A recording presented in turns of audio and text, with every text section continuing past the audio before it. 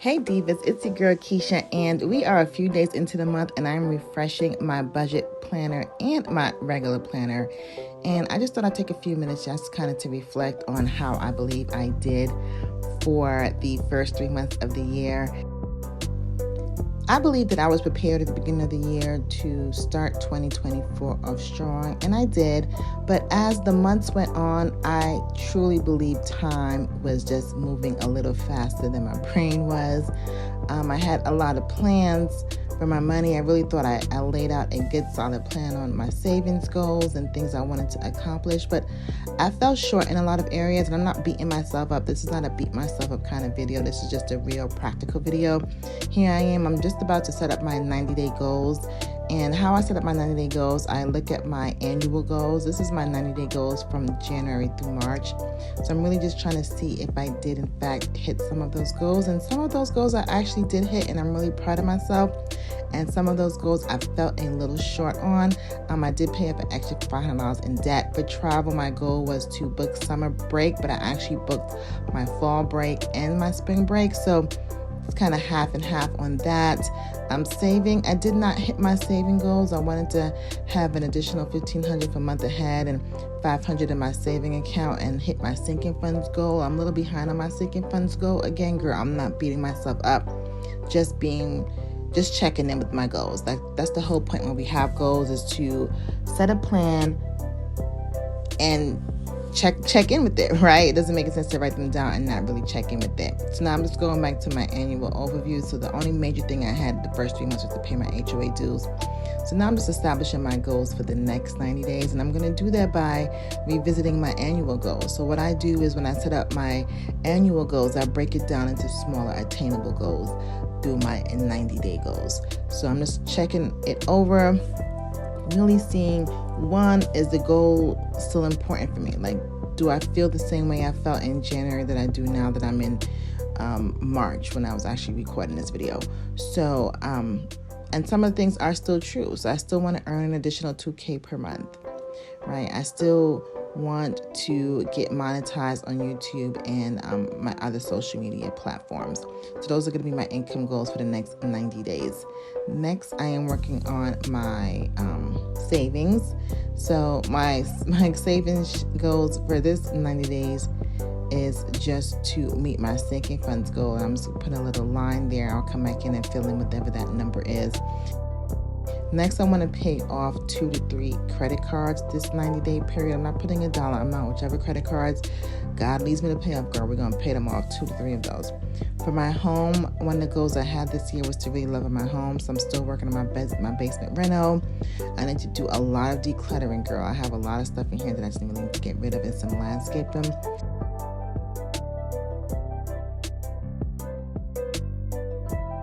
Next, travel is one of my core goals for the year. So I need to make my summer plans. I need to start saving for my fall trip that I've already booked, and I need to decide on my holiday plans. So those are my travel plans for this quarter. And investments for me this 90 days, girl, is really just getting legality stuff.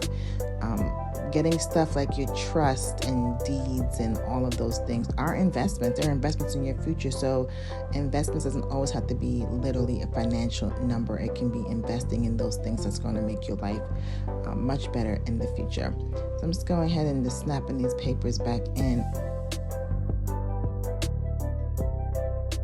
So now I'm updating my debt tracker. So I don't think I ever showed you guys all my debt that I had that I started the year off with. And I'm just highlighting the one that I did pay off this first quarter. So now I just filled in all my other debt for the carrying over. And I'm just highlighting the ones that I believe are achievable, that I can tackle and pay in full in this next quarter. And all of the ones I highlighted are below $1,000. So I do believe that I may not be able to tackle all of them, but I will be able to tackle a few of them. So highlighting them just makes it very easy for my eye to see when I'm doing my monthly budgets, etc. My sinking funds, we'll do that in another video. Everything is all set. My next 3 months are good to go. I'm still keeping in the first 3 months just as a reference, and we are good to go as far as my budget planner goes.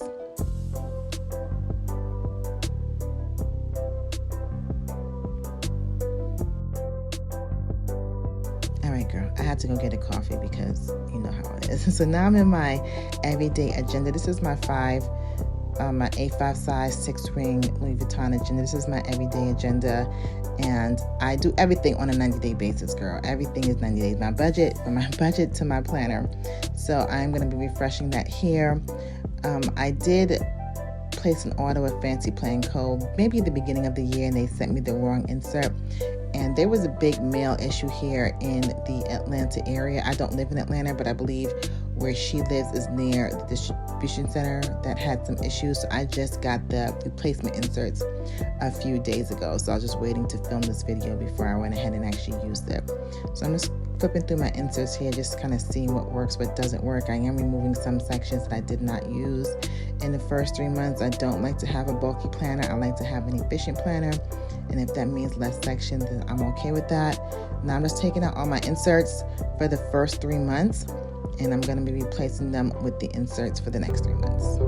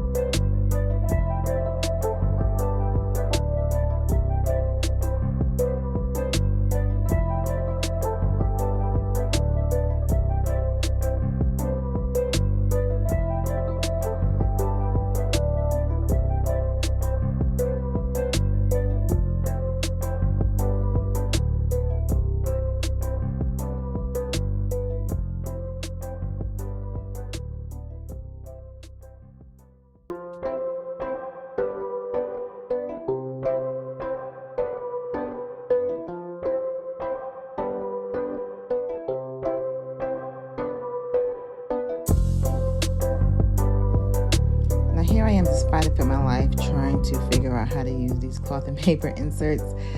Dashboard. This is why I told you the subscription box is something that I definitely need to cancel, because I just really don't have use for a lot of the things that I get in that box. So I did record an unboxing of the March, but I just haven't posted it. So I'm going to go ahead and post it like right after this, soon thereafter. And then I have the last subscription box, which is the new subscription box that they moved towards. So I'm going to be receiving that one, and then that should be it, girl. I'm out of this situation with me and cloth and paper. So I just went ahead and put my old inserts in a old planner that I'm not using, because I still like to keep my inserts for the year at least. I will just kind of review and see how things went for me for the year if I was actually using it, especially when it comes time for me to place my order for the next year. So I'm just popping in the daily gratitude sheet because we can't have enough of those. And there you have it, Q2. I'm ready to go.